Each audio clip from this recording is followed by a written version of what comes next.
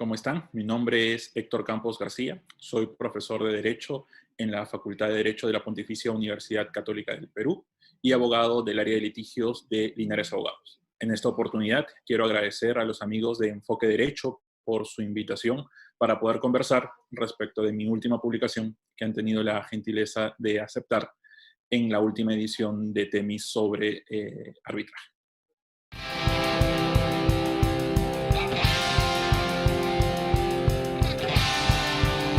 Una pregunta muy importante porque precisamente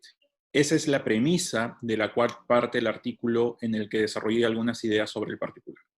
Lo que sucede es que en la práctica arbitral y en la práctica de la anulación del proceso arbitral se han generado algunos inconvenientes respecto a cómo interpretar ciertos pactos que las partes establecen, ya sea a nivel del convenio arbitral, ya sea al momento de fijar las reglas procesales. Y es un pacto en el cual se establece que como requisito para solicitar, para plantear una demanda de anulación, las partes tienen que constituir una carta fianza. Entonces, el problema surge y ha surgido para los magistrados de los juzgados comerciales que han tenido que conocer de procesos de anulación en donde una de las partes ha alegado la validez, ha alegado la vigencia de ese pacto, el determinar si es un pacto que puede terminar siendo ponible para la magistratura. Es decir, ¿qué sucede si es que al momento en que se plantea la demanda de anulación, habiendo las partes pactado que se necesita una garantía previa, la parte no constituyó esa garantía previa, la parte no constituyó esa carta fianza? ¿Debe el magistrado conocer la demanda de anulación a pesar de que no se haya constituido la garantía? ¿O debe exigir la constitución de la garantía, no conocer del proceso hasta que ésta se considere activa? Y este problema ha tenido algún tipo de relevancia porque, por ejemplo, podemos recordar que hay un pleno jurisdiccional comercial realizado hacia el año 2016 en el que precisamente se puso en discusión este problema. Si es que es válido o no el acuerdo que realizan las partes para constituir una garantía como requisito de la anulación del pago. La votación formal fue resultado dio como resultado que efectivamente esto se considere como un pacto válido, aunque la diferencia de votos no fue realmente la que terminó siendo registrada como tal. Los votos terminaron como un 24-11, pero cuando uno entra a revisar cuál es el justificativo de cada uno de estos votos, en realidad la votación terminó en un ajustado 19-16. Entonces, dado que los pactos aún existen en la realidad, dado que la magistratura no tiene una posición clara respecto a admitir o no este tipo de pactos, y con relación a que el considerarlos válidos o no tiene una incidencia fundamental en la continuación de un proceso de anulación arbitral, es que se tomó como premisa, como base de problema para poder desarrollar la investigación que se ha publicado.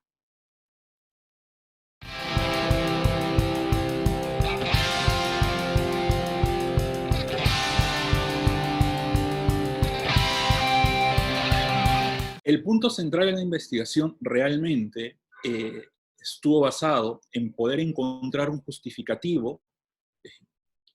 que precisamente pueda responder a la pregunta de si estos acuerdos son válidos o no. Y ese justificativo pasa necesariamente por un análisis de la autonomía de los particulares que se encuentra detrás al momento de establecer estos pactos. Y la importancia de reflexionar sobre la autonomía es porque la doctrina o la jurisprudencia nacional que han abordado este tema en particular, normalmente han tendido a pensar y a sostener que un acuerdo de este tipo no podría ser considerado como válido, no podría ser considerado como eficaz, porque atenta contra derechos fundamentales, como por ejemplo puede ser el derecho de acceso a la justicia o puede ser el derecho a la gratuidad en el acceso a la justicia. Y en realidad, cuando se ha esbozado esta solución, pues creo que se ha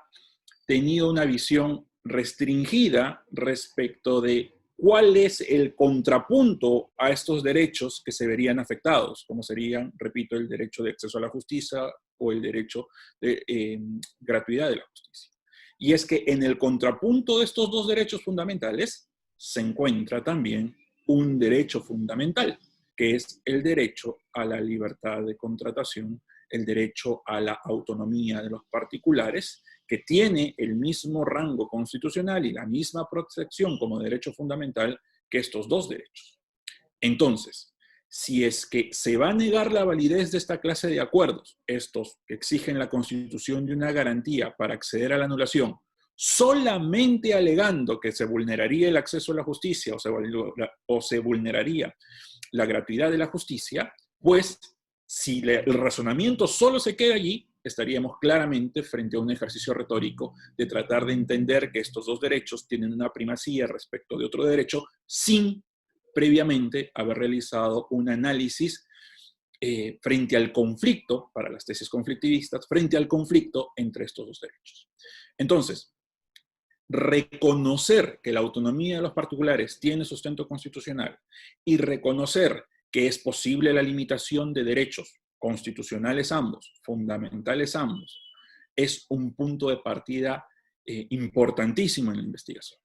Porque precisamente el problema no está en ver si es que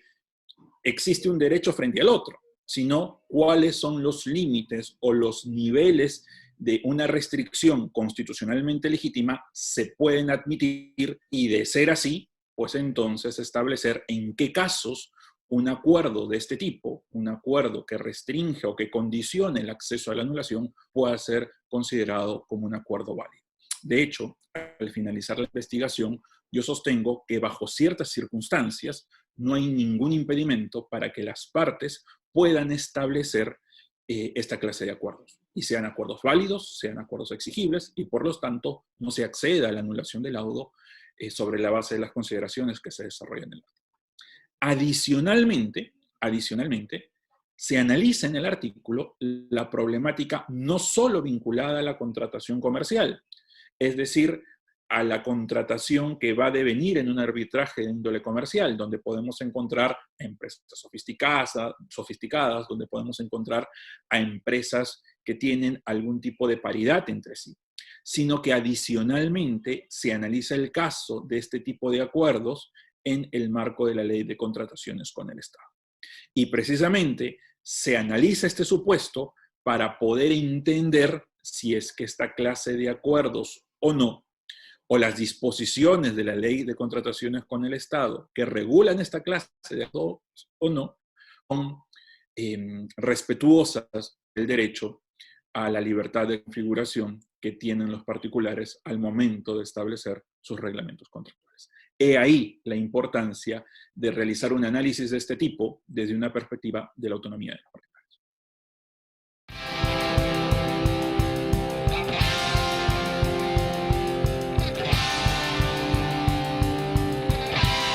La pregunta es muy importante porque en la segunda parte del artículo, en la primera, como les decía, sostengo de que no hay ninguna restricción salvo ciertas condiciones en particular para esta clase de acuerdos. En la segunda parte del artículo, lo que yo digo es, no solo no es un acuerdo que se encuentre prohibido, sino adicionalmente es un acuerdo que se encuentra expresamente admitido. Y esto es así porque el artículo 64 de la Ley General de Arbitraje tiene una habilitación especial para este tipo de pactos. Y esta precisión es importante porque permite hacer una diferencia entre aquellos requisitos que se consideren necesarios para la anulación del laudo respecto de los requisitos que se consideran necesarios para la ejecución del laudo. Nosotros sabemos que en la ley de arbitraje peruana, la anulación del laudo, el presentar la anulación del laudo, no genera la suspensión de la ejecución del mismo. Por el contrario, si es que las partes quieren que se suspenda la ejecución, si una de las partes quiere que se suspenda la ejecución, pues entonces tendrá que constituir por mandato legal una garantía en la cual o con la cual se logre suspender la ejecución de aquellas disposiciones del laudo que determinen la necesidad de la misma. Pero estas son dos realidades diferentes. Una cosa es que la ley me diga que se tenga que constituir una garantía para la ejecución, y otra cosa es que las partes acuerden que también se tenga que constituir una garantía para la anulación.